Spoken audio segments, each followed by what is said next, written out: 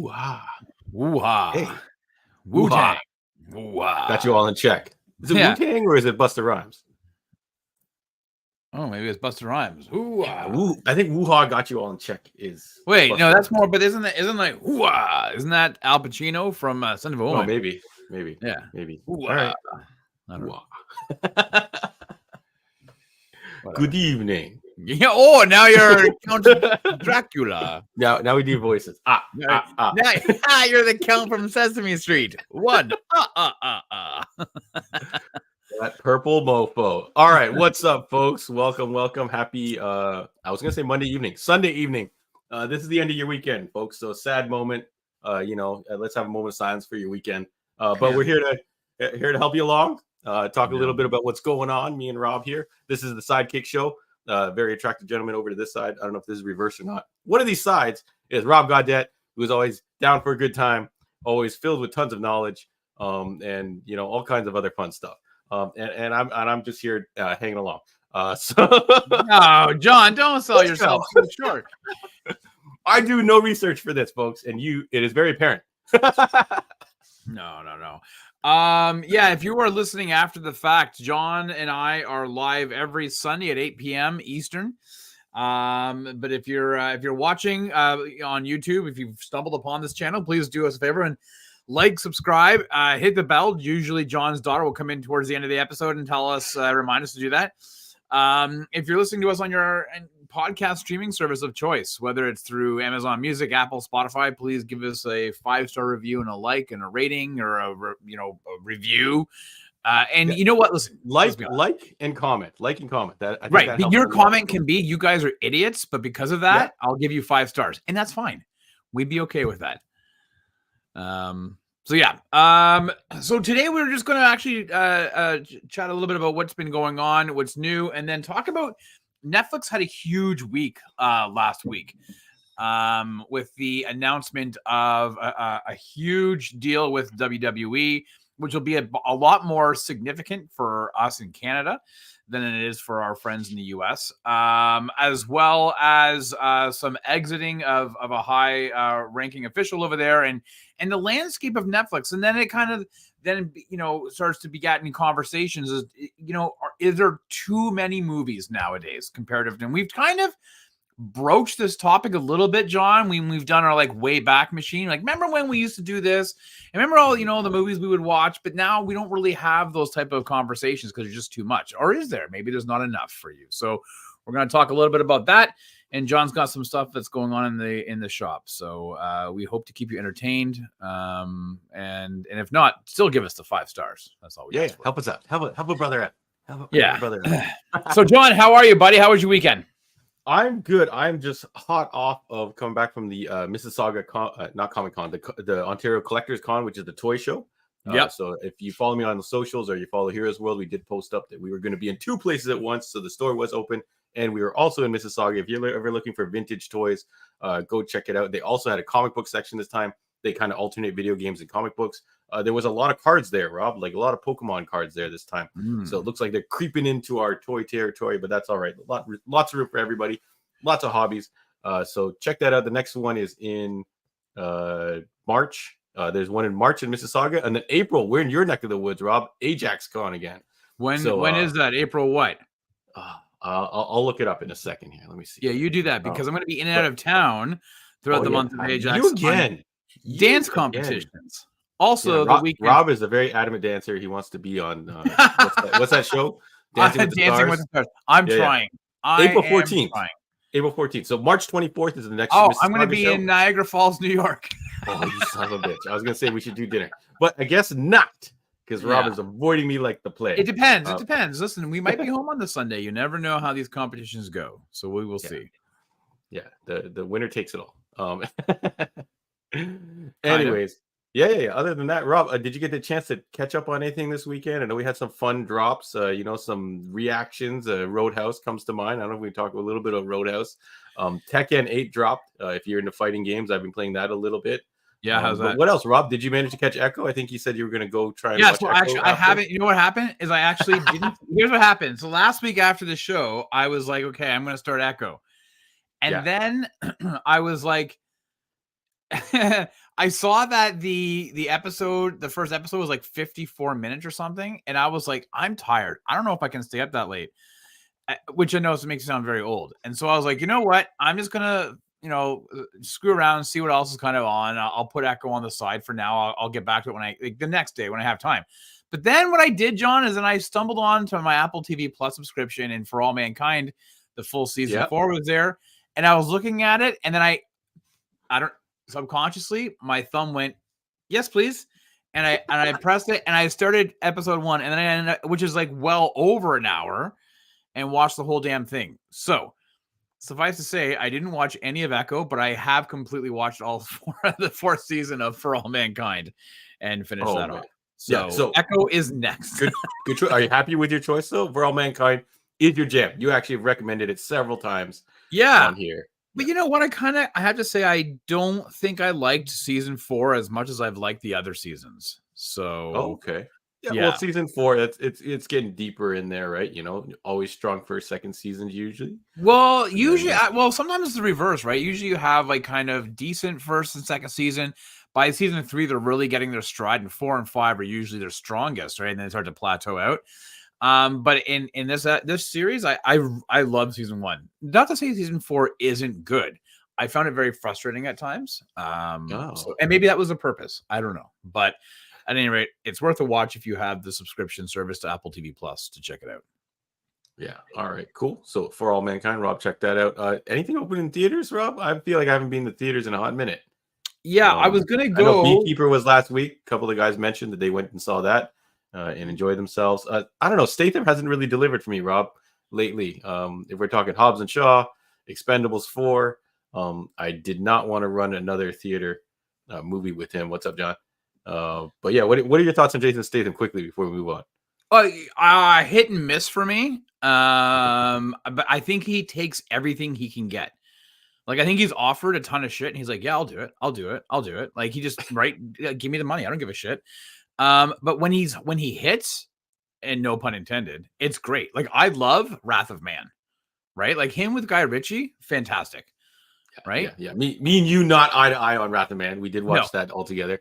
But Snatch, Lock, Stock, Two Smoking Barrels. Yeah. Even Crank, the first Crank is a ball of fun. Yeah, but when was the last time you saw that? Because I just watched the Transporter maybe a year or so ago. I was going to say, as much as I was going to say that. That came up with somebody, and I'm like, Transporter. I feel like there's 3 of these movies. Yeah. And someone's like, I've never seen any. And I'm like, I actually don't know if that first one holds up. I think at the time, it was pretty cool. That girl starring in it, Shukai, I forgot what her name is. She was a big deal. She's a huge Hong Kong star. So her crossing over for a second was interesting. But in the BMW, the car stuff, but I don't know if it holds up. So Rob said no. For me, it didn't.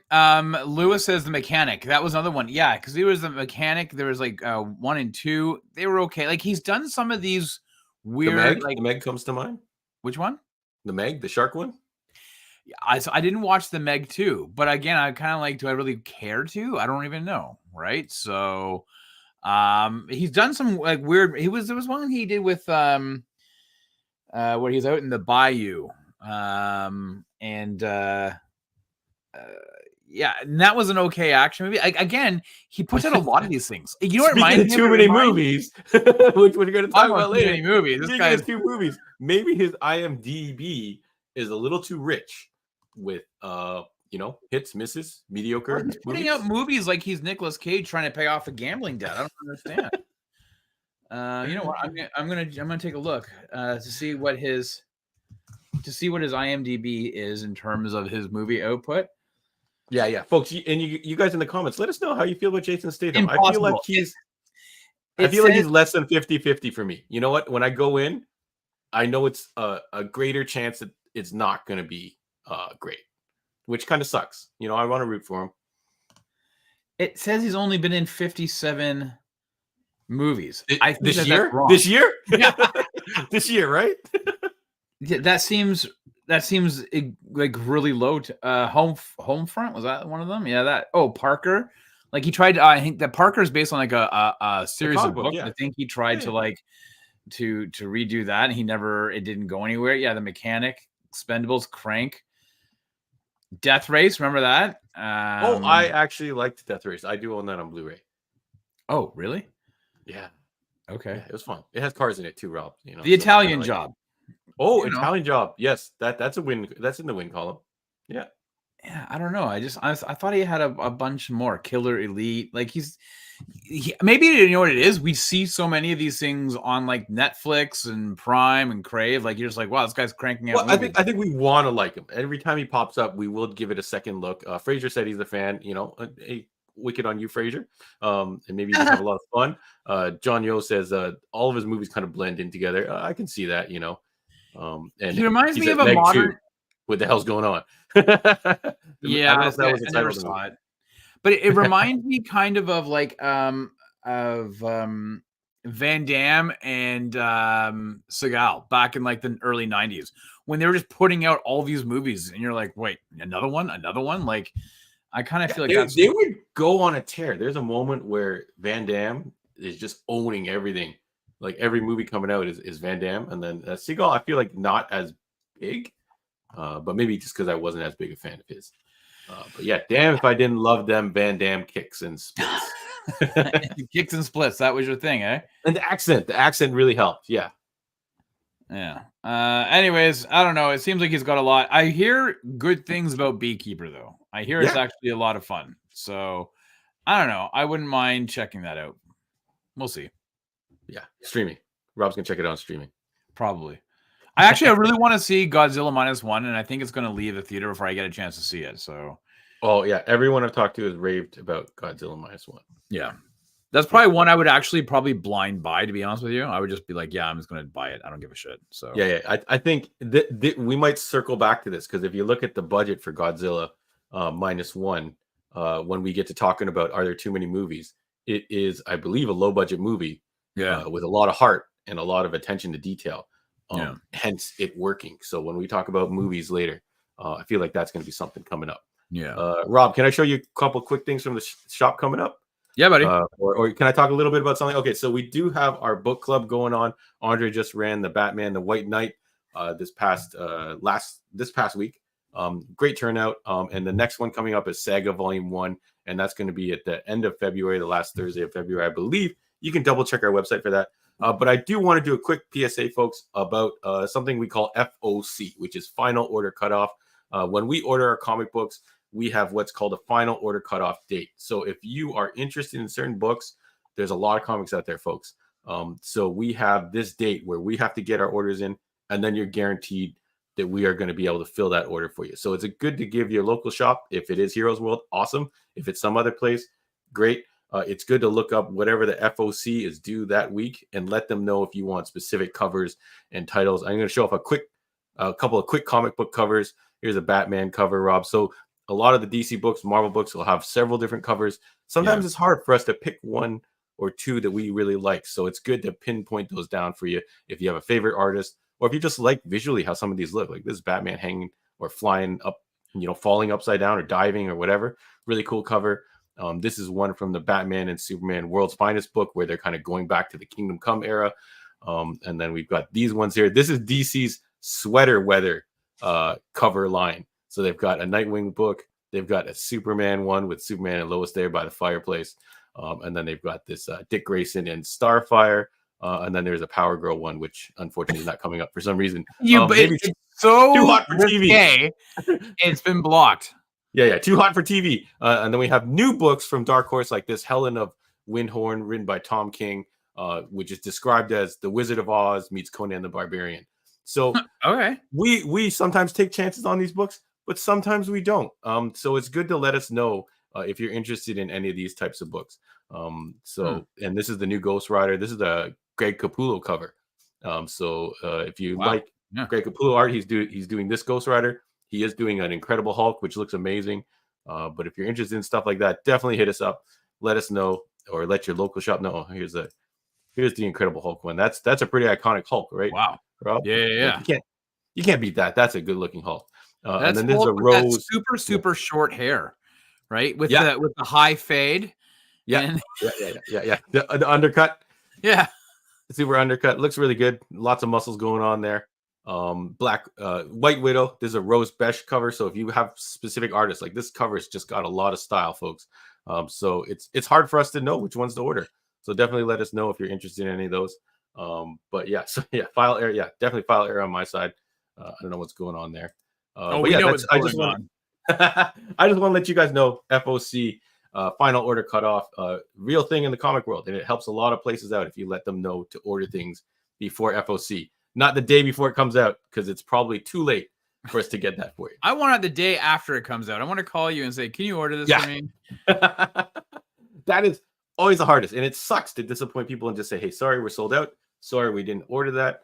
Sorry, they're all spoken for." Right. So the better you let us know, it's not like it's we're like a just bringing in summer, winter, fall styles. These are new books every week, folks. So the FOC is usually 3 weeks in advance.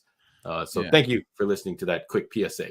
But Rob, let's take it away with the news, unless you want to talk about anything else. Yeah. Hey, Lewis, we don't want to just leave John's hairstyle alone tonight. All right, that's not nice. Nice to do that.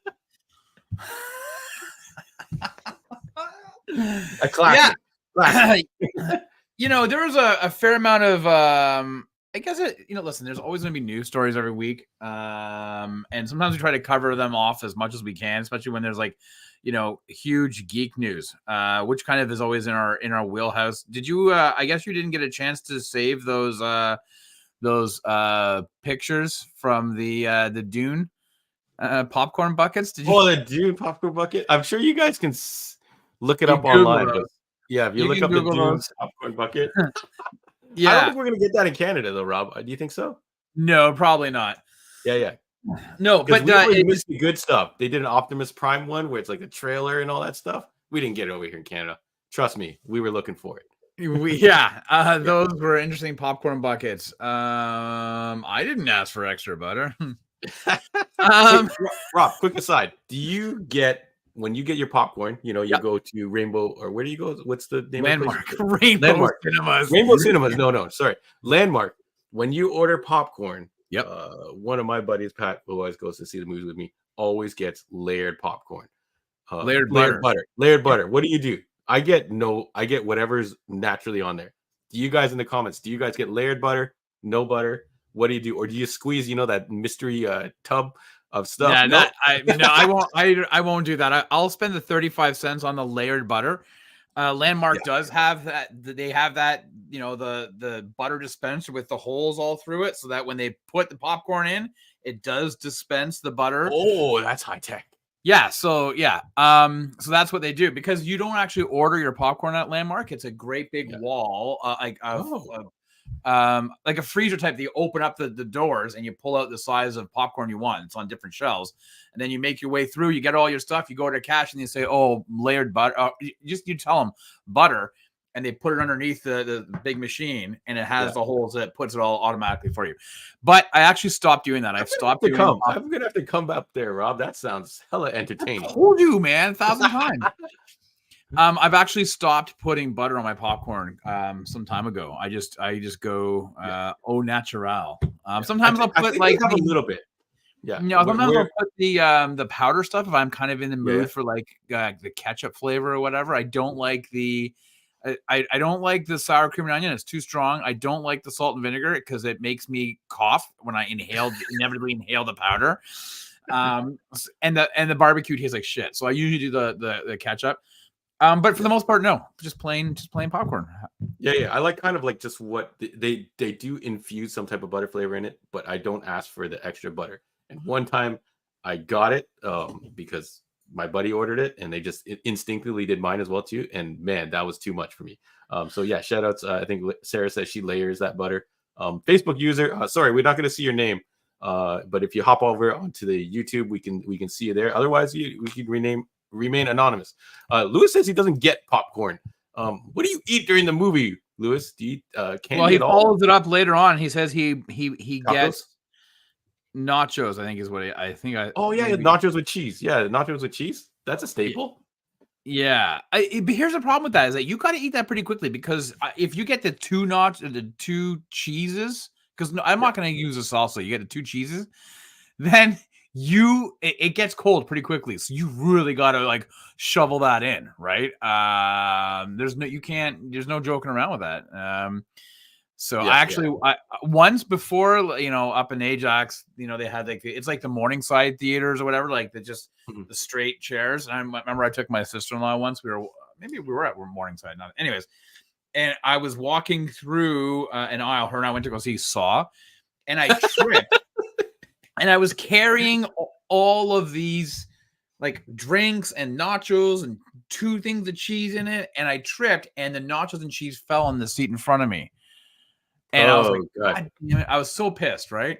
Yeah. And then she's like, oh my God, I can't believe you did it. I'm like, it's okay. There's like, the theater was practically empty. I was like, nobody's going to come. I'm not even going to bother cleaning it up. Well, sure enough, the lights go down and these people start walking in front. And I'm like, there's no way. There's no way they're going to sit right in front of us. Like, the entire row was empty, right? Do you know what I'm saying? In front of them, there's nobody, maybe 2 people on the one side, 3 on the other. I'm like, there's no way they're going to. No, this fool sat down right in front of us. And he said his girlfriend or wife, whatever, he sits down and he's like, oh, what the hell? Like that. And I'm just like slinking back in my chair. hot,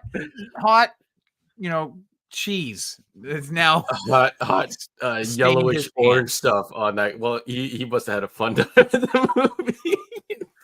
Yeah. I didn't say anything. I was just like this. I was that guy. I was like looking around oh, who would do that? Who would leave a mess like that? That's irresponsible. Okay, one more quick theater etiquette, and you guys in the comments let me know. Rob, okay, your theater is relatively empty. People sit down in front of you. No one else is there except for you guys. People in front of you, they put their feet up on the chair in the row in front of you. What are you okay with this? Does it bother you?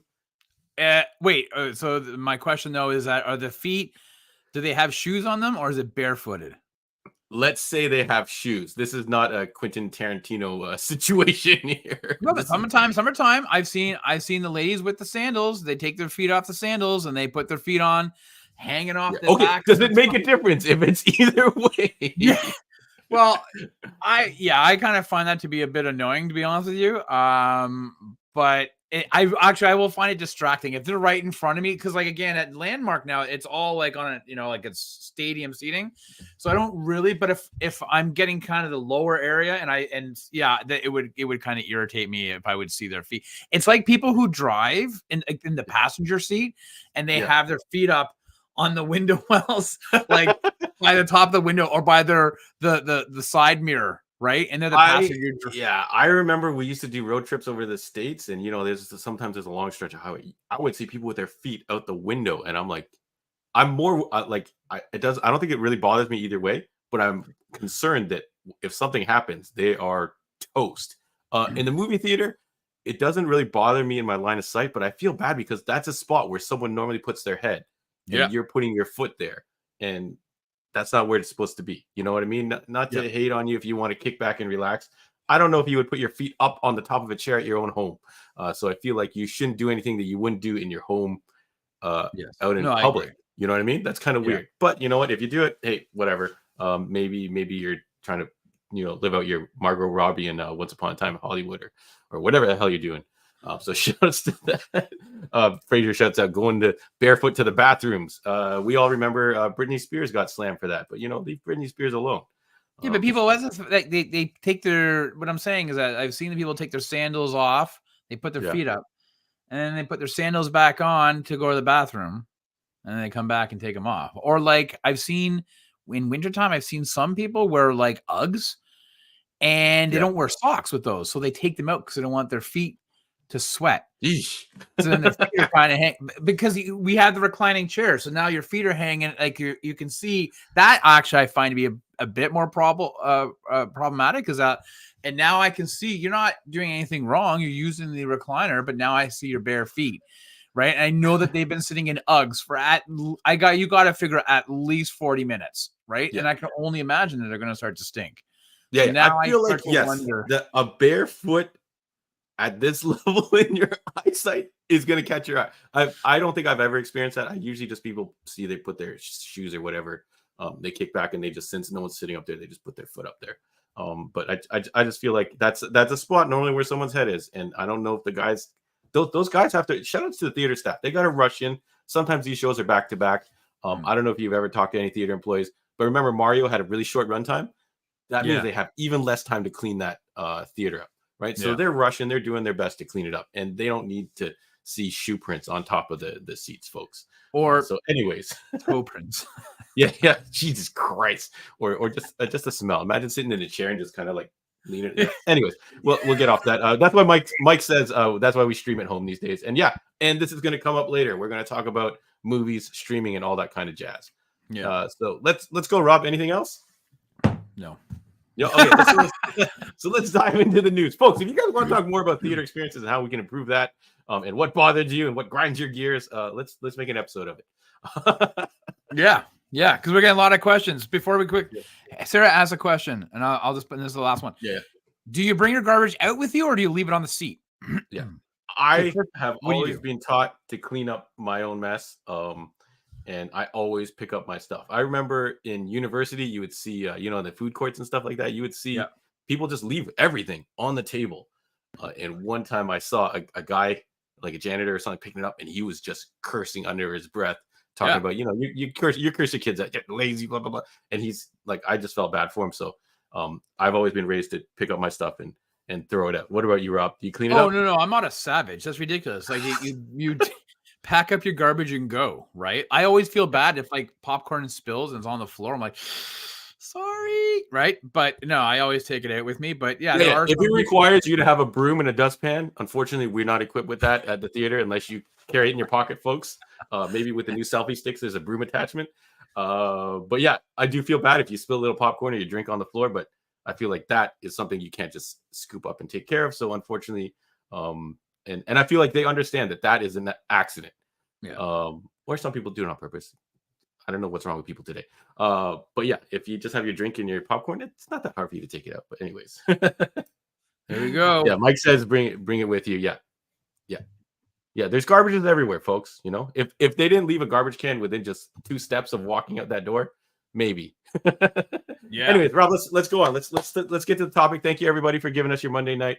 We're gonna try not to keep you too long, but we're gonna talk all about Netflix and a bunch of other topics that Rob's got ready. That's really about it. Okay. Well, yeah, I guess we'll dovetail. So listen, Netflix had a really big week. Started off on the 23rd, which I think was the Monday, right? Of this huge deal of landing WWE wrestling. Yeah, as of January 2025. So it's a $500 million deal over 10 years, or $5 billion. And essentially it it encompasses in the US Monday Night Raw. It will be airing on Netflix Live for the 3-hour window every Monday night. It's the first time in 32 years, I think, that it won't be on conventional cable or coaxial cable television, right? Broadcast television. So this was huge news. Now, for those outside of the US, like us in Canada, we're going to get everything. We're going to get Monday Night Raw. You're going to get Tuesday nights NXT. You're going to have Friday Night SmackDown, and then all of the live events, the Royal Rumbles, WrestleManias, SummerSlam, all those premium live events or PLEs, they're all going to be on Netflix outside of the US. The reasoning being is because WWE had just signed a deal with, I think it was, I want to say CW, but I might be wrong on that, for Friday Night SmackDown. And then they their live shows are streamed on Peacock in the US, which we obviously don't have.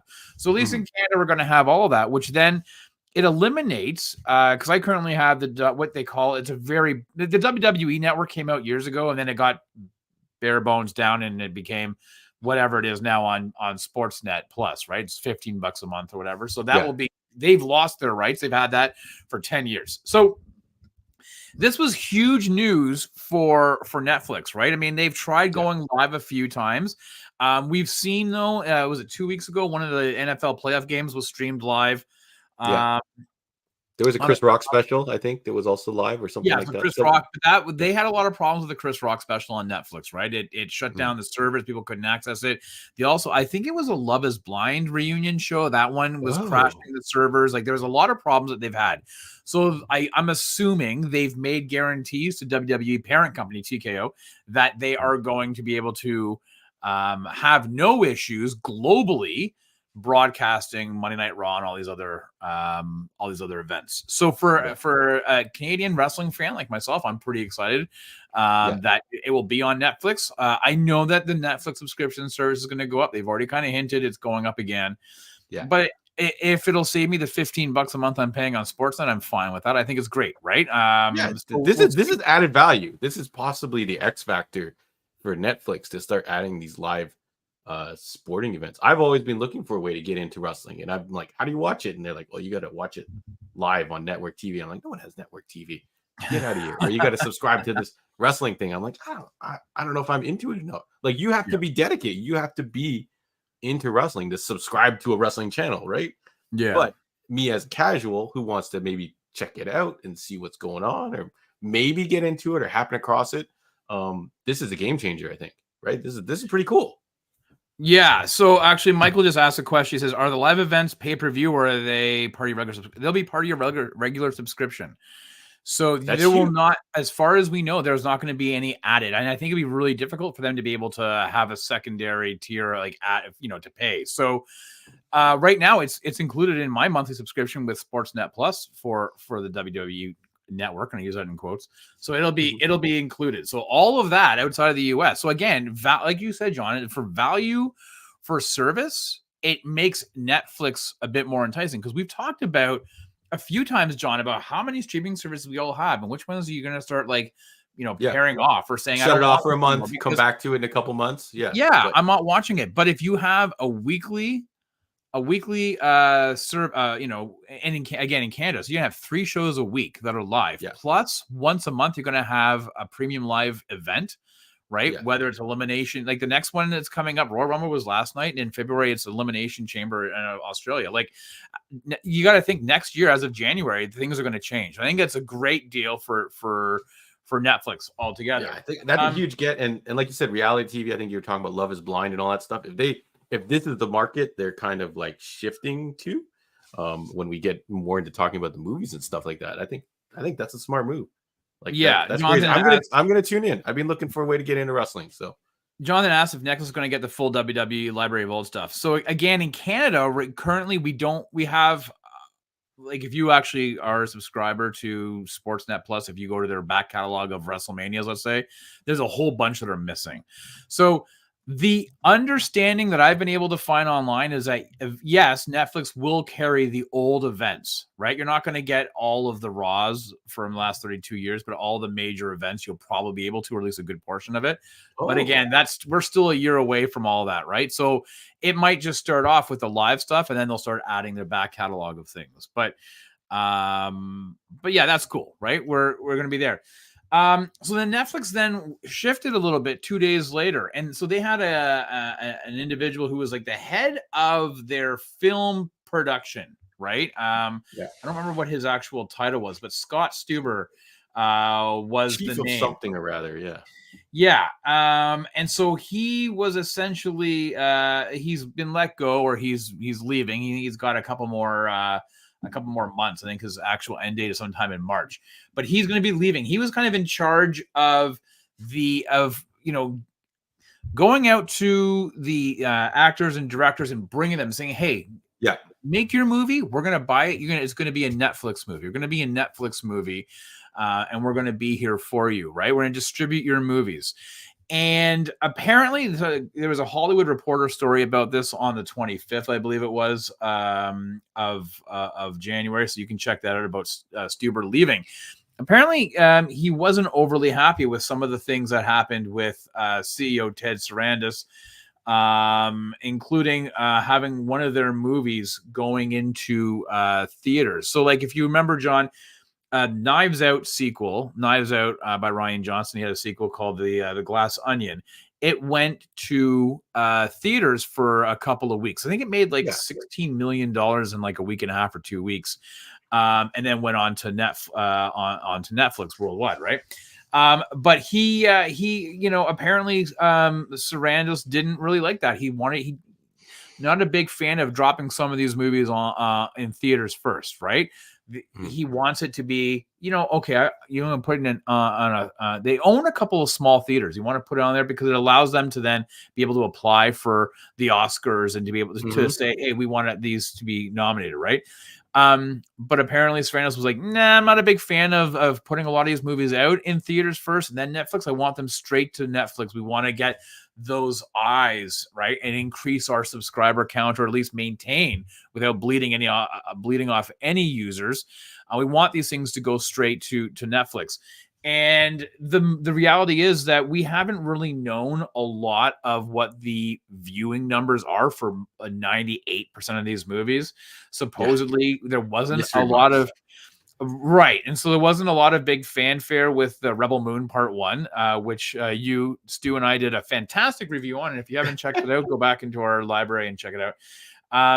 But they've kind of said, you know what, we're kind of done dealing with movies. They're actually starting to shift their paradigm a little bit to say, hey, maybe the money is more in television shows. Suits, John, a show that had been off the air for like 6 years, had a huge comeback in 2023 in reruns on Netflix and got huge numbers and was like leading the pack of all shows for like 4 or 5 weeks, right? A show that had been off, like I said, for about 5 or 6 years was number one on Netflix for weeks. So there is some ideas that maybe, they need to do more television shows and not throw out these big numbers, this big amount of money and checks to these directors to have them come out and make Netflix the home for their distribution of a movie.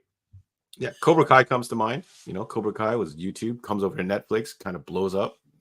Right. And the reality is that none of the Netflix movies have actually been nominated for an Academy Award yet, right? Apple hit it out of the park. They made one movie, Coda, and it won the best Oscar last year, right? And so, and then they also had Killers of the Flower Moon this year, and they've had a few other ones. Netflix just hasn't overly been successful. But again, if you are a fan of this show, or if you have any desire to want to go back and check out our movie reviews, you'll see that a lot of movies we reviewed over the pandemic era, especially, were all Netflix-based movies, right? John, Red One, not Red One, Red Notice. Red Notice, yeah. We had, Red Notice, Tomorrow War. Is Tomorrow War? No, that's Prime. That was Amazon, right? But we a lot of movies that we reviewed were made for Netflix movies, and it started to get kind of Project Power. Yeah, right. And that is that the Old one? Guard? Jamie Foxx was the vampire Foxx, one. Is that Day for Night or whatever it's called? Oh, right? Yeah. So I mean, there's been so many movies we've actually forgot about that. So this kind of then prompted me to ask John, first of all, they're cutting back, or at least they're reevaluating how their output of content. Is it going to be movies? Is it going to be television shows or whatever? But I started thinking, because we've discussed this on this show numerous times, the adage of, remember when we were little, we would watch these movies. We would rewatch movies over and over and over again all the time, because you only had a small portion of movies every year that came out. But that's not it anymore. Now there's like hundreds of movies are coming out on a yearly basis, whether it's conventional theaters or whether it's going direct to streaming to your Netflix, your Amazon Primes, your Apple TV Pluses, your Paramounts, your HBO Max, movies.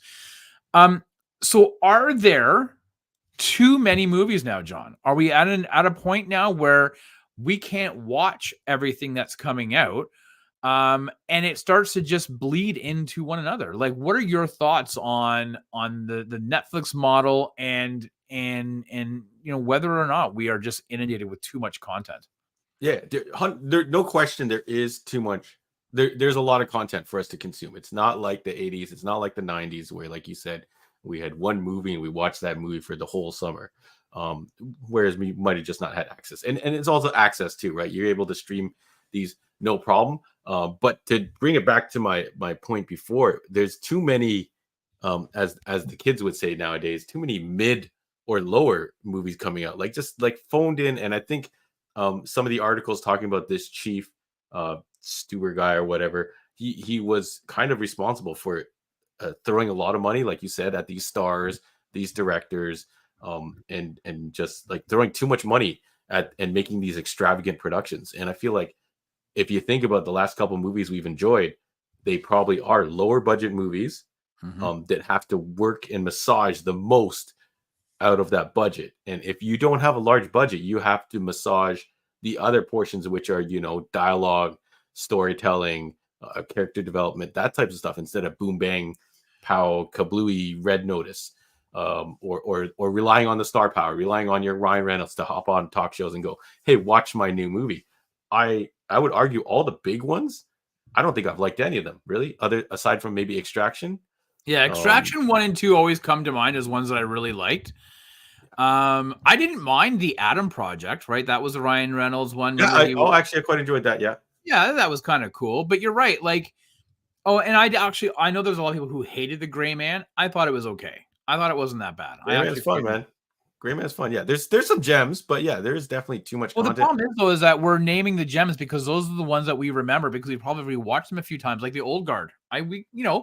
We had some issues with it, but for the most part, because it was based on a Dark Horse novel, right? We kind of enjoyed it. And, Old Guard 2 is coming out this year. But the problem is that there's been so many stinkers that we either A, have completely forgot which ones they were, or B, we avoided them because there's just not enough time to get to it all. Like, I just took a look. So Netflix on a yearly basis is a $17 billion on new content. That's their budget. $17 billion. And a lot of that gets divided up, obviously, then into between movies and television shows. But that to me seems like it seems so high because when Netflix started, and I don't even mean the DVD model, let's get past the DVD model era of Netflix and, to the streaming. They made tons of money on people wanting to go back and watch the back catalogs of movies of shit that they had kind of forgotten about, right? That they hadn't seen. Like Scent of a Woman. I thought it was a great movie, John. I love that movie. Yeah. I've seen it a few times. I haven't seen it in years. I would love to go and watch that again, right? And so if Netflix had it, I'd be like, okay, cool. I'm going to go watch that. But the problem is that those movies, those gems of our era get lost with all of these suggested for you. What about this? Top 10 in Canada, trending now, new on net. Like there's so much shit that you have to, I feel like you need like a big giant sift to get through all of the weeds to find what it is you're looking for. Yeah. I like to say like they don't make them like they used to, right, Rob? Like even like easiest analogy is cars. Like cars nowadays they're plasticky, lots of electronics and things like that, and you'll find cars from like 80s 90s generation still running on the road today because they're either low tech or they're just more nicely built. Some of the new cars have got too many things going on, and I think some of these movies, like you said, have too many things going on. But yeah, and it takes something special for you to find them if you didn't find them, like Rob said, through the weeds and digging and maybe following that one person or reviewer that you kind of like vibe with and finding out, they found out about this smaller movie that nobody watched that's actually good.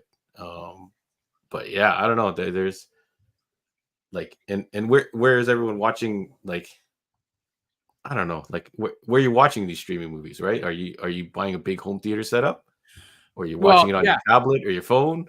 Well, that's the thing. I mean, at least Netflix gives you the opportunity that if you want to look at it on any method, whether it's your phone, your tablet, your television, you can switch around, you can shuffle, right? Like, listen, you have kids that are in activities, right? You got to go pick them up. You get there 15 minutes early because you want to make sure you get a decent parking spot. Yeah, flip it on your phone, continue the movie because you don't really care. It doesn't need to be seen on a big screen. But I did a cursory search, John, of movies that are coming to Netflix in 2024. Now, this is not everything that's been announced, right? But this is the ones that so far have been announced. There's 43 movies coming out this year. And those are Netflix produced movies. Those aren't ones that have been like, produced elsewhere. Like they've, it's not a Warner Brothers movie. These are Netflix productions. 43. Yeah, so they're clearly spending too much on movies and passing along their expense to their subscribers at this point. Well, and that's because you start seeing all these increases in your costs and your monthly. It's like, what the hell do we have to? Why so much, right? We can't watch everything. Yeah. But this is the problem now, right? And this is what I find to be really bothersome is that you'll say, "Oh, hey, have you seen this movie?" Like, no, I haven't. Like I can't watch it. Very few movies excite me now to watch anything. Like I'll see a trailer for something. I'm like, that looks sick. Netflix, it's in July. Okay, whatever. Like, come back at me in June. Remind me that is coming out. I can't pay attention to that stuff anymore. There's just too much. Yeah. But I'm using Netflix as the basis, but look at everything else, right? Look at the other streaming services in there, and their movie is dropping. So, like, what do you do? What do people do? I really kind of wish that Netflix would go back and say, you know what, we're actually cutting our production. Because do you think Netflix, John, would still be a good value if they weren't putting out these original movies? Yes, 100%. Because half of them are trash. No, more. I'd say greater than half of them are trash. Like some of the, especially the rom-coms and stuff like that. Even though the new home for the rom-com is at home on streaming, like in theaters, I don't know if they work anymore. But yeah, there's definitely quantity over quality. 100% is an issue right now. It would be great if all these movies and shows that were coming out in quantity all had the time and care taken in them, but it's clear it's not. It's clear that some of these things are on rushed schedules, being kind of slapped together, people filming not in the same location. So we're losing a lot of that movie magic that makes us going back to, 80s, 90s, even early 2000s movies so much more enjoyable. Well, yeah. And so I did a quick search of their series that are coming, right? And now, so some of these series though, John, are, season 2s or 3s, whatever. And again, these are Netflix produced series, and some of them also do come from other countries. But that's my dog. And I just, it was, I think it was 58 or 58 television series that have been announced that are coming out this year that we know of. You add that with the 43 or whatever it was, like we're over 100 and something productions coming out from Netflix alone this year. Even if it's 120, that's how many per month that you have to watch? You know what I mean? That's 10 shows per month. 10 shows and movies a month that you are attempting to consume if you want to keep up. But they're not all going to be Stranger Things, right? They're not all going to be Extraction. They're not all going to. There is very few shows become water cooler shows, right? That terminology is almost now outdated and lost. Okay. What if it takes 10 productions to create one gem like a Stranger Things? Well, then my question is, well, why is it? What happened to the other 9? Who was in charge of those, and what changes do we have to make? Listen, they can't all be, like, to paraphrase Seinfeld, they can't all be gold, Jerry, right? But they're not all going to be Stranger Things hits. They're not all going to be Bridgertons, but at the same time, they can't all be shit either, right? Like, you have to have. Listen, I know it's not Netflix, and I know there's a lot of people who are fans of it, but like, look at how much money they've spent on The Witcher, and I don't think they've gotten their return on investment on that one, right? Like, it's been plagued with problems and just bad. Seasons. Yeah, they've done but I think they've contractually they almost had to. Yeah. Well, we'll see what and on that list, Rob. Since you've got that list handy, or what are you thinking? Do you see any of these movies upcoming that you actually are hyped about? Lewis mentions the Avatar: Last Airbender live action movie based off the anime or the cartoon. I guess you would call it a cartoon. I think it was a North American cartoon first, and then it got an M. Night Shyamalan movie, which absolutely tanked. So now this new movie's coming out along the lines of One Piece, which was a smash TV series. Isn't Airbenders a TV series? Yeah. Oh, is Airbender a TV series? I thought it was a movie. I think it's a movie. No, it's a TV series. All right, someone get clarification. I feel like it's a movie. I think it's. You might be right, but I thought it was a TV series. No. The One Piece is a TV series. I think this Netrunner. Airbender, Avatar Airbender is a movie, and it actually looks good. Maybe this is their niche now. There you go, live action show. Oh, okay, all right, sure, okay. In terms of movies, like, I mean, you know what? There's this one from Richard Linklater, an action comedy starring Glenn Powell called Hitman. They just released a trailer for it the other day. It actually looks pretty funny. I'm down for that. I'm cautiously optimistic on Axel Foley. I want it. I'm cautiously optimistic. But I can't think of any of the other movies. I mean, there might be another one that's coming out. But I can't think of who of what it is. But yeah, I mean, there's not that many that are really like piquing my interest, right? And I just, we had said this Adam earlier. Sandler's probably got like 2 or 3 movies that Oh yeah, he's got that one, Spaceman, coming out, right? But like we said before, a Kiss, right? Keep it simple, stupid. Like maybe it's time for Netflix to just slow down, pump the brakes. There are rumors that, like, listen, we've seen Warner Brothers are now starting to say, hey, listen, we made money licensing out our shows and our content to you guys. So they're starting to you're starting to see Warner Brothers movies going back onto Netflix and going to Amazon Prime and this and that. Maybe it's time that these companies start saying, you know what, let's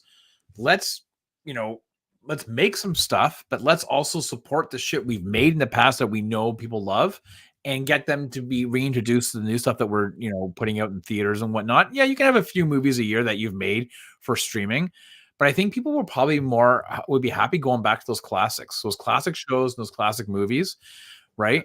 Than they would being lost in a sea of new content that, to your point, John, 90% of it is generally shit.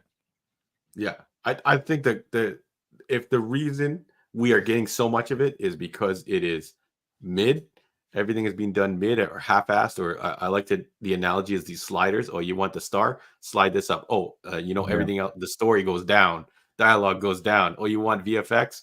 You can choose VFX, or you can choose like a cool action sequence with real life martial arts, or you can have a car chase, but you can't have this. Like, if there's these sliders or options on the menu, if that's the way to crank out all this content, then yeah, that's got to go. You got to go. Yeah. Well, we're having a generation grow up that don't have the same attachment to movies like we did, into pop culture. Like, pop cultural references are going to be a thing of the past in the next 15 years, because what are you going to make a joke about that everybody's going to know? Actually remember.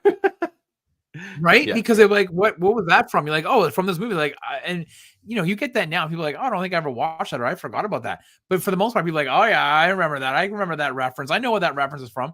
But now there's so much shit, you don't know what anybody's watching half the time, right? So maybe they'll throw a Stranger Things reference out. People will say, oh yeah, call me a Dustin. But like, that's about it, right? Yeah. You're 100% unforgettable. I can't even remember a quote from the last couple movies that we saw. Shout out to Uncut Gems. That's an actually awesome movie, Mike. But yeah. Steve mentions the TED TV show. I don't know. I heard it's good. I don't remember that first movie. I feel like they had 2 movies. Yeah, they did have 2 movies. But here's like another thing then. So like, because of the TED TV show. So are any of these movies or TV shows that you've watched, John, that you've already seen, that you liked? Like, I know you like Mayor of Kingstown. Yeah. If they didn't have any more seasons, would it matter to you?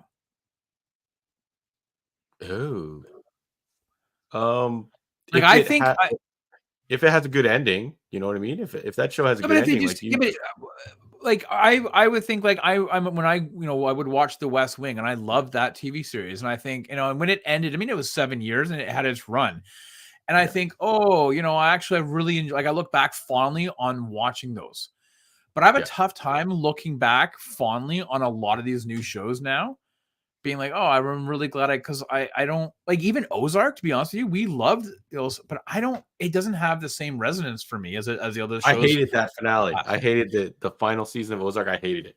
So I don't think I'm ever going to go back and watch it. So it has to have a good ending. They got to close it out and not stretch it more seasons than it's welcome to. I would say for me, maybe Yellowstone is probably the one that I'm like, oh, right. But I know that you like Sons of Anarchy, right? But these first little bit only. These new television series that are coming out, I don't know if they have the resonance and the staying power with me, where I think to myself, like, I saw the first season of Mayor of Kingstown. I haven't seen the other season that came out. And and Tulsa King's another one. Did I waste my time watching those? Because I feel like if I'm not jumping on the opportunity to watch these extra seasons that have come out, then to me, it means like it holds no weight in my zeitgeist of information. Maybe I don't care. Yeah, well, it's also a different time. We're older now, right? We don't have as much time to glued around the TV set.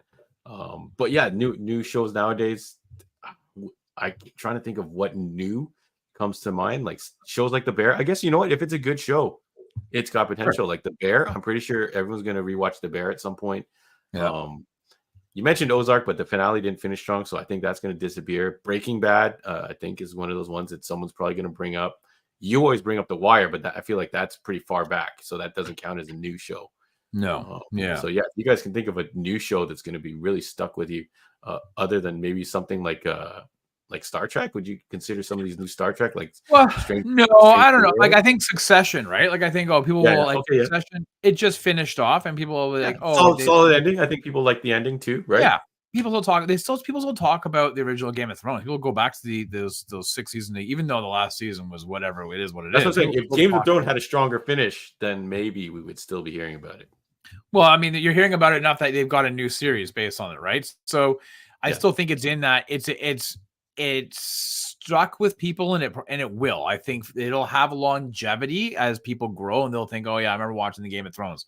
Well, people though in 10, 15 years from now, John, think, "Do you remember that Jeremy Renner show? What was it? Was it Mayor of Easttown?" Like, no, that was something different with Kate Winslet, Mayor of something. Like, I don't know if people will have the same thoughts about these movies and TV shows because there's just too many of them now. Yeah, I don't know. Mayor's Kingstown, I'm pretty happy with. Your Honor comes to mind, but again, like Yeah, see, I've again, never you seen it. talk to me in a couple years, and maybe I won't remember it all. Yeah. Your Honor is that Bryan Cranston one. So if you guys Yeah, I like remember you've Breaking told Bad, me about it in the past, yeah, but to be honest, it's on my list, but yeah, there's more stuff on my list than there's not. So I don't know, right? Like, yeah. yeah. So yeah, you'd have to see a chart that says those shows that make the Bears, those type of shows like versus how many have just been completely forgotten. Or like, how about the MCU shows? Or do you think any of these No, will have none any? of them fall. No, not even like I think Hawkeye was one of our favorites. No, Yeah. definitely I don't think a couple years from now I'm going to completely forget it happens. We didn't get a chance to discuss the whole Netflix thing now that the Netflix MCU has kind of been combined and treated as now Marvel canon. And I'm actually glad Mike's in the chat too because he's along with me. I did not really care for those Netflix shows. So them adding it to the continuity, I'm not gonna ever go back and watch them. A lot of them I didn't even finish. But yeah, So I saw all of them. I yeah, liked Daredevil seasons 1 and 2. I actually weirdly was not a fan of the Punisher series because I thought no, that he wasn't punishing anybody. He was just being no, really no, sad and no. That, morose. that's why they're trying to sell it. Like John Bernthal is coming back, and he's trying to sell it as it's gonna be different, right? So I don't know. Yeah, Yeah, I've heard about this. I mean, I guess it's great, but again, I don't like. I remember watching that first season of Netflix of Daredevil, and I really kind of enjoyed that first season. I watched it a couple of times, but none of these other MCU shows have had me go back and rewatch them. They're forgettable, yeah. or they just don't matter, and Okay. that's Oh, what I think is happening. okay. Since we're on this tangent, we'll wrap it up with this, folks. Rob, unless there's something else you want to cover. No. What of like do you have a best of like all the MCU or let's open it up any of the Disney Plus TV shows? Do you have anything in that library catalog? Since we're talking about new stuff, Disney is the one of the newer streaming services, so it's a prime example of what's new. You guys in the comments, let us know any of those shows, MCU, Star Wars. You can even pick John Stamos's basketball show, whatever you want. Any of those shows, do you think you're going to fire them up in say 5 years if they don't remove them from Disney Plus for some weird reason? I can't think of a single one. Mandalorian, sure, season 1 was hot at the time. Everyone was talking about it. Maybe it got a boost because of pandemic, all that stuff. But I don't think any of these shows I'm ever going to fire up again. No. Yeah. No, nothing is calling on me to say, "Hey, you know what? You should go revisit this." Right? Like, I don't have that need. Like I just told you, man, I just rewatched Lost for like the million, like all 6 seasons. Yeah. Yeah. You know what I And I thought think you're about? on the verge of a 24 rewatch, aren't you? 24 is it's coming up. it, it's Coming it's up. pondering in my brain. Coming up next. Um, Mike shouts out the first 5 episodes of Luke Cage that had I think Masha Ali as Cottonmouth as the bad guy. yeah, And as soon as he was gone, that show went downhill. yeah. And now that's continuity. So now you have Blade, used to be Luke Cage's villain coming up. Like, I don't know. They're gonna have to recast now. This is I ridiculous, Marvel. I thought about, what I thought about rewatching lately was the Newsroom. Somebody put it. I saw a clip online of from the very first episode where he's berating this girl, this student who says, "Why is America the greatest country in the world?" And he goes in this tirade. That show was filmed in like 2010, right? Yeah. Like around that time. And yet, I watched it. I think it's 4 seasons. I would go back and watch that again. Like that. There's so much. Like I loved that show, and I've only seen it the one run through. Right, there's 4 seasons or 3 seasons. I think it was. I would go back and watch that in a heartbeat because it was so good. But juxtaposed with any of those MCU shows, none of them have made me want to go back and rewatch them, and they probably won't in five. Nothing's sticking with me. Now, I don't get that scratch, that itch to say, "Hey, you should go check out WandaVision again." Zero interest. Never gonna happen. Sorry, Agatha. Good luck to you. Yeah, I have zero interest in that either. Right? Like I'm out. Yeah. Shout outs to Jonathan Yost. Shouts out Stumptown. That was a fun show based off of a comic book, Greg Rucka comic book. Fraser shouts out Almost Human, sci-fi show before. Very few sci-fi shows going on now, other than I guess Star Trek. I really liked Altered Carbon. I know a lot of people hated it, but I really liked it. You liked season 2 even more than number 1, and that flummoxed me. I was really surprised by that. I liked Will Young Lee being able to come in and dance around in that, who was I guess the character's original sleeve, you call it. Sure. I wish Netflix finished that off with the 3rd season, because I'm never going to go back and watch because there's no ending. So Steve's hoping for Wayne season 2. I think you're the only one, Steve. Sorry. One day we'll get around to that. But you know what? I will go back and rewatch, John, a newer series, Peacemaker. Peacemaker, yeah. Peacemaker is a fun run. Yeah. Beginning, middle, end. Good character development, good story, lots of laughs. Last of Us. Yeah. Right. I'll go back and rewatch that. That was a great show. Yeah, but there's more of it coming out. So we'll see. Yeah, if anyone's got something to shout out before we sign off. Oh my God, Jonathan, says, "Hey, get off the streaming site." Halo, yeah. Shout outs to in the chat. Some of the guys were discussing Paramount Plus. Halo is available on there. A lot of chatter about season 2 coming up. You know, the whole Master Chief taking his helmet off, and who's that guy that starred Pablo something, or Pablo Schreiber? Pablo Schreiber talking about, hey, if you're not on board with Master Chief taking off his helmet, you're not a fan of the show. Oh yeah, I think he's right. You're not a fan of Halo being true to its source material, but also you're not a fan of trash TV. And I like him. I really like him. He's been in a bunch of stuff that I've really liked. Really, I think he is a great performer. Are you going to try season 2? Anyone in the comments, let us know if you're going to try Halo season 2. I'm probably going to give it 1 episode, and I'll look at it as not a Halo.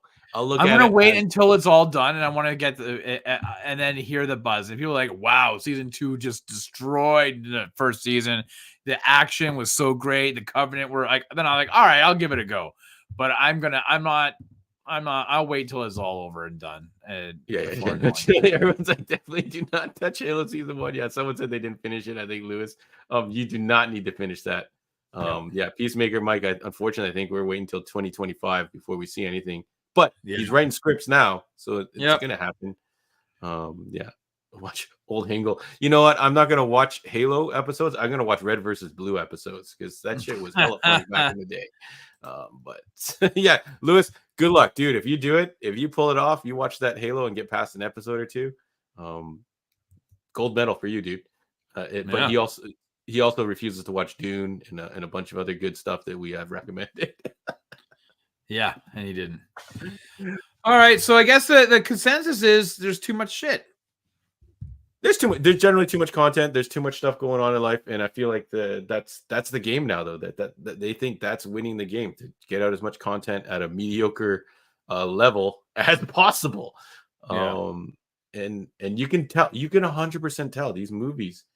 A lot of the time they're rushed. 100%. I think that's 90% of the time. If I don't like a movie, it has nothing to do with the content, the stars, whatever agenda might be trying. It is the rushed nature of these things just not thought being put into certain processes and silly stuff going on, people not filming together, all kinds of things that are rushing content out. Someone at Star Wars mentioned in Mando, there's a couple characters who should have interacted at the end, or Ahsoka, the Ahsoka series, a couple characters, long lost characters, didn't interact at the end, and I just quickly went, they probably weren't even on set together.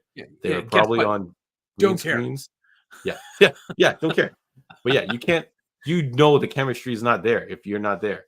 Dune, let's shout out Dune. Yeah, Mike says Dune. Yeah, let's go Dune. I feel like the effort for Dune, one, you can see there the universe building, the epic level of it. Visually, it's not phoned in, folks. Like those movies, you can tell those movies are not phoned in. I've already got my tickets for Dune too, so I'm all happy. And we're not stupid. Maybe someone watching, like Rob said, on the subway or riding their bike, or hopefully not riding their bike. like watching. No, maybe that's what they think we're doing. Maybe they think you're always eating dinner while you're watching the movie, so you don't catch all these incontinuities and unexplained things going past. They just are like, hey, get it out. So they stream it while they're eating dinner, washing dishes, whatever. We don't care if it's good, slap it together, guys. Editors, I don't know how many awards there are for editors, but if an editor is able to make a good movie out of a bunch of clips that were filmed out of order, man. Can we quickly talk about the Roadhouse trailer before we sign out? Quickly, I gotta go. Are you in or out? Are you in or out?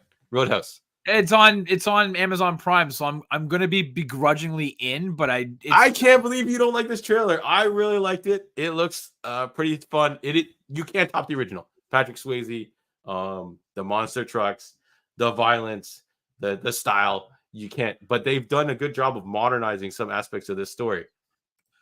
So I don't know. I think I'm in. I think this is gonna be. You know how Extraction is the movie for war and soldiers. I think Roadhouse, if the trailer is any indication of what they're doing, but who knows? It could be another rushed project. But it could be the fighting movie could be equivalent of Extraction. Or it could be Point Break remake. I'm hoping not. It looks like a hell of fun. Conor McGregor makes a pretty Conor good villain. McGregor's being Conor McGregor. He's not doing perfect. Anything. He's the perfect villain. I hope he gets his throat ripped out in the movie. Yeah. Real life. Let's get George St. Pierre in there as Batroc the Leaper. So, all right, we'll leave it on that note. Go see. We're gonna review Roadhouse, Rob. I think we're gonna state that right now, and maybe we'll call up some friends to come on with us. Yeah, look, Mike's in. All right, I'm gonna sign Mike up, and we're probably gonna do. We did a Roadhouse 1 review, didn't we, Rob? Yes, part of our 80s bracket. Yeah, I think we did. 80s bracket. Maybe we'll have to do a rewatch. But anyways, I think we can fill a whole episode. So we'll leave a bunch of Roadhouse talk because we still haven't even talked about the original concept. Was I think Ronda Rousey was supposed to be the star of some relaunch. But anyways, we're keeping you too long. It's 9:00. Rob's got to do a bunch of stuff. I got to do a bunch of stuff like sleep. I hope you guys had an awesome weekend. We will see you on the next one. Good night, everybody. Thank you, Mr. Rob, for jumping on and doing this. Thank you, everybody in the chat. Thank you. We'll see you guys on the next one. Peace out. Cheers.